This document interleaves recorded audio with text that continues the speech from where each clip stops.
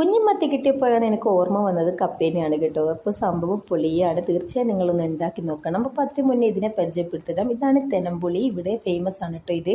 അപ്പോൾ ഇത് ഉണക്കിയിട്ടാണ് കുടംപുളി ആക്കുന്നത് എന്നുള്ള എനിക്കൊരു ഡൗട്ട് ഉണ്ടായിരുന്നു. അപ്പോൾ സൈഡിലുള്ളത് തെനമ്പുളി, ബാക്കിയൊക്കെ നമ്മൾ സാധാരണ വരട്ടാൻ എടുക്കുന്നത് പോലത്തെ ഇൻഗ്രീഡിയൻസ് ആണ്. അപ്പോൾ ചട്ടി വെച്ചു, അതിലേക്ക് നേരെ ഉലുവയിട്ടു. ഉലുവ നല്ലോണം എന്താ പറയുക മൂത്ത് വരണം, അങ്ങനെയല്ലേ പറയാറ്. മൂത്ത് വന്നതിന് ശേഷം അതിലേക്ക് ഇഞ്ചി വെളുത്തുള്ളി പേസ്റ്റ് ഇട്ടു. മീൻ വരട്ടുന്ന സമയത്ത് അധികവും ഇഞ്ചി വെളുത്തുള്ളി പേസ്റ്റ് ആണ് കേട്ടോ ഫസ്റ്റ് കിട്ടുന്നത്. അതാകുമ്പോൾ ഈ എണ്ണയിൽ നല്ലോണം മൊരിഞ്ഞതാകുമ്പോൾ നമ്മുടെ വരട്ടേക്ക് നല്ല ടേസ്റ്റ് ആണ് കേട്ടോ. അപ്പോൾ തീർച്ചയായും നിങ്ങൾ ഇങ്ങനെ ട്രൈ ചെയ്യാത്തവരുണ്ടെങ്കിൽ ട്രൈ ചെയ്ത്. ഇതൊക്കെ വഴറ്റിക്കൊണ്ടിരിക്കുമ്പോഴാണ് കേട്ടോ തക്കാളിയും തെനമ്പുളിയും ഇടേണ്ടത്. രണ്ടിനും ഏകദേശം ഒരേ വേവ് തന്നെയാണ്. അപ്പോൾ അതിൻ്റെ കൂടെ കുറച്ച് ഉപ്പും കൂടി ചേർത്ത് കഴിഞ്ഞാൽ പെട്ടെന്ന് വെന്ത് കിട്ടും. തെനമ്പുളി ഇല്ലെങ്കിൽ സാദാ പുളി ഉപയോഗിക്കുക കേട്ടോ. അപ്പോൾ ഏത് രീതിയിൽ തയ്യാറാക്കിയാലും നല്ല ടേസ്റ്റാണ്. ഇതിൽ മെയിനായിട്ട് വരുന്നത് കുരുമുളകിൻ്റെ ചുവയാണ് കേട്ടോ. അതുകൊണ്ടാണ് ഈ മത്തി വരട്ടയ്ക്ക് ഇത്ര ടേസ്റ്റ് വരുന്നത്.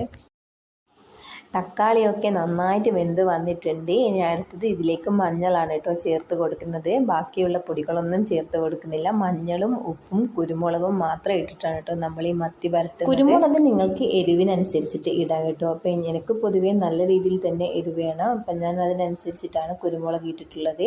അപ്പോൾ ആദ്യം കുറച്ചിട്ട് പിന്നെ അവസാനമാണ് നമ്മൾ ബാക്കിയുള്ളത് ഇടുന്നത് കേട്ടോ കുരുമുളക്. പൊടികളടക്കി ഇട്ട് കഴിഞ്ഞാൽ നമ്മൾ അതിലേക്ക് കുറച്ച് ചൂട് വെള്ളം ഒഴിച്ച് ഇളക്കിയ ശേഷം മൂടി വെക്കണം.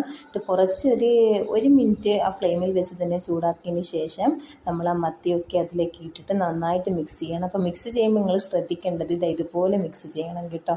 അല്ലാതെ അപ്പാടും ഫുൾ ഇളക്കുകയാണെങ്കിൽ കുഞ്ഞു മത്തിയല്ലേ പൊടിയങ്ങായിപ്പോവും. പിന്നെ നമുക്ക് കഷ്ണങ്ങളൊന്നും ഉണ്ടാവില്ല കേട്ടോ, വെറും അതിൻ്റെ മുള്ളൊക്കെയാണ് ഉണ്ടാവുക. അപ്പോൾ അത് പ്രത്യേകം ശ്രദ്ധിക്കണം. അപ്പം അങ്ങനെ നമ്മുടെ കുഞ്ഞിമത്ത് റെഡി ആയിട്ടുണ്ട്. ഏറ്റവും ലാസ്റ്റ് ഇടുന്നതാണ് കറിവേപ്പില ഇട്ട് അതിൻ്റെ മുകളിൽ ബാക്കിയുള്ള കുരുമുളകും കൂടി ഇട്ട് അത് നന്നായിട്ട് അടച്ചു വെക്കുക കേട്ടോ ചെയ്യുക. അങ്ങനെ നമ്മുടെ മത്തി വരട്ടി ഇവിടെ റെഡി ആയിട്ടുണ്ട് ഗൈസ്. അപ്പോൾ ഇതിൻ്റെ കൂടെ കപ്പയും ഉണ്ടെങ്കിൽ പൊളിക്കും. എൻ്റെ ചാനൽ ആദ്യമായിട്ട് കാണുന്നവരാണെങ്കിൽ സബ്സ്ക്രൈബ് ചെയ്യുക, ഷെയർ ചെയ്യുക. അപ്പോൾ പുതിയ വീഡിയോസുമായി വീണ്ടും കാണാം.